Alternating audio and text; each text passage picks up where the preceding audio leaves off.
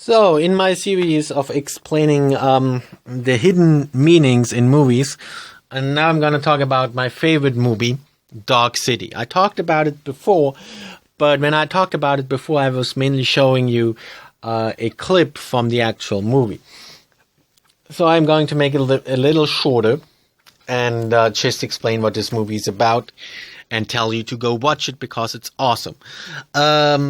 So this movie starts out like your regular film noir, or in this case it would be a neo-noir, a new noir, because it's not actually, from the 20s or 30s or 40s, it's not, it's from the 90s. The movie is from the 90s, but it starts out like a classic film noir. So it starts out with this guy waking up in a bathtub, blood on his head, and he wakes up and he has no memories. He realizes he's in a hotel room.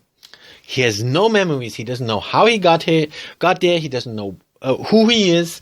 He doesn't know anything. And above all, he doesn't know who killed that lady that turns out to be in his hotel room dead. Naked and dead. Yeah, there's a naked dead lady in his hotel room. He doesn't know what happened.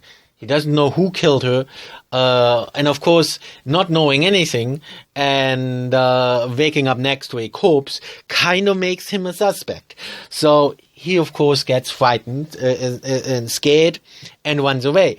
Especially because he realizes that there are people after him. People are looking for him. And on the one hand, it's the police who are looking for him because they suspect him of being the murderer. And on the other hand, it's some, strange guys who are just called strangers. They have those strange hats and they look strangely pale and they're after him. They're looking for him. So both of them, both the police and those strangers are looking for him. And so therefore it starts out like your typical film noir. And as the movie progresses, he of course tries to recall what happened, and he starts to having those flashes, flashes of memories, but only little pieces. So the only thing basically he's able to figure out at the beginning is that he grew up in Shell Beach, a place called Shell Beach. That's where he grew up. But that's all he knows, and he only knows this because he has like those short little flashes of his childhood in Shell Beach. So as a starting point to figure out his true identity, he tries to get to Shell Beach. But no matter how hard he tries, he can't seem to get there. It's not like it's far away. It's just that it seems to be inaccessible. It's weird things start to happen. He takes the train, and the train says it goes to Shell Beach, but the train doesn't stop at the station. And so he takes a cab and tells the cab to drive to Shell Beach. And the cab driver says, yeah, sure, I know where Shell Beach is. Right behind the corner, and they get there and it's not there. So a lot of weird things start happening, and no matter what he tries, it seems like he cannot reach Shell Beach. So at this point you realize, okay, while it starts out as a classic film noir, there's a little more behind it. It's like at the beginning you could think it could be just any film noir, and it's very typical, but it actually has some deeper layers behind it, which I will not go into in too much detail, because that would give away spoilers. So that's also why I don't want to explain much more. It's an awesome movie. It's not what you'd expect. And if you watch it, be sure to watch the director's cut. Because the theatrical release, they gave away the spoiler like right from the beginning, so that kind of sucked. So be sure to watch the director's cut, and don't read any Wikipedia article about it. Nothing. Just go watch it. Watch the director's cut, and it's an awesome movie. It will blow your mind. And if you're going to watch it, stop listening now. If you're not going to watch it, I will give you a minor spoiler right now, but better stop listening and watch the movie. So here goes the spoiler. This movie, and that's already a spoiler kind of, is not actually a film noir. It's mostly classified as a science fiction movie. Because as it turns out, there's some sci-fi elements behind it. But that's already a little bit of a spoiler. So yeah, I don't want to spoil much more.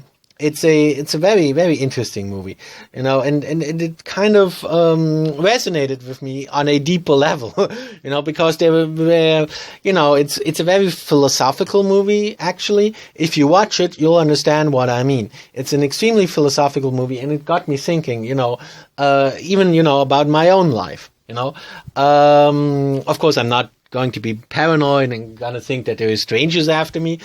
But it has a lot of philosophical aspects, and if you watch it, you'll understand what I mean. And it gives you a lot to think about. So just go watch the movie, watch the director's cut if you can get it.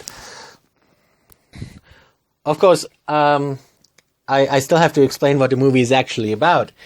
But then again, if I were to explain that, it would really spoil the movie. So, this movie is not like the other movies I talked about, where you watch the movie and you usually don't figure out what it is about. Last time I talked about The Exorcist, and most people who have watched The Exorcist, even some people who have watched The Exorcist multiple times, might not be able to figure out that The Exorcist is actually a movie about rape. But when it comes to Dark City, and of course Dark City has nothing to do with rape, but when it comes to Dark City, you can kind of figure out what the movie is about. If you watch it carefully and watch it to the end, watch the director's cut, look for clues and think about the movie yourself, you'll figure out what the movie is about by yourself. And it's actually a very philosophical movie, so there isn't just one interpretation, I think different people will interpret this movie differently. So it's more of a philosophical movie, but it's not like one of those boring philosophical movies. It's really an action-filled movie, but still manages to kind of resonate with you on a deeper level and get you thinking a bit. So it's a great movie, and I'm not gonna explain exactly what it is about, what the meaning behind it is. In this case, I think you really have to watch it for yourself, and you'll. It will resonate with you. So just go watch it.